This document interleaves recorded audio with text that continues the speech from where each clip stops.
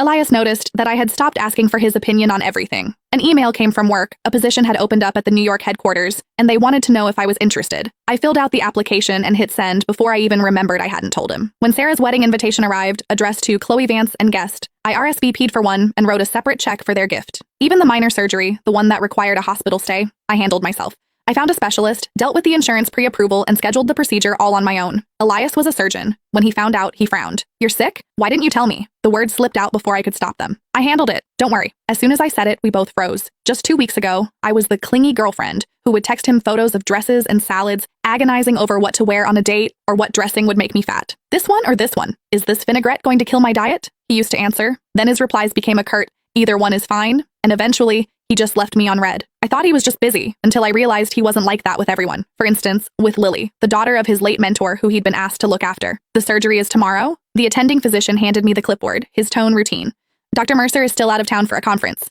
If you'd like to wait for him, we can reschedule." "No," I said. "Tomorrow is fine." The doctor just nodded, asking no more questions. As I walked out of the office, 2 people came down the hallway. Elias was pulling a suitcase, looking like he'd come straight to the hospital from the airport. Lily followed him, wearing a black cashmere coat over her scrubs, the Burberry one I'd given Elias for our 3rd anniversary. Elias saw me and his brow furrowed. "What are you doing here? Sick again?" That word, again, stung like a needle. He snatched the papers from my hand, his eyes scanning them with a flicker of annoyance. "I have things to do tomorrow. This isn't an emergency. We can do it when I have time." "Don't worry about it," I said. "I've already handled it." He looked taken aback.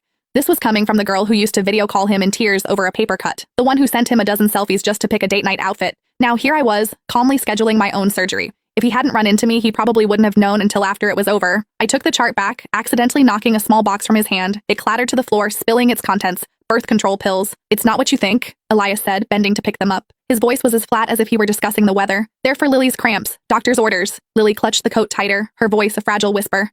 "I'm so sorry, Chloe. It's all my fault. My anxiety has been so bad lately. I can't sleep. I can't focus. Elias is the only one who understands.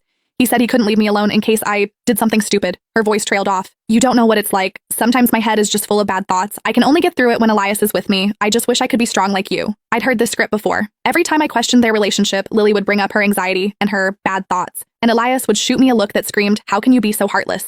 Once I had a sharp pain in my stomach and asked him what kind of specialist I should see. This brilliant neurologist told me, "I don't know." When I complained he was being dismissive, he just pinched the bridge of his nose wearily. "Can't you just look it up yourself? You're an adult, Chloe. Can you be a little more independent? Stop relying on me for every little thing." So frugal with his words for his girlfriend, yet he personally escorted someone else to her doctor's appointments. "Well, you should take good care of her then," I said, my voice completely flat. "After all, her mental health is much more important than my surgery, right?" Lily's face flushed. "Chloe, that's not what I meant." "Are you still mad?" Elias cut her off, his eyes fixed on me. "Just because I didn't tell you I was going out of town?"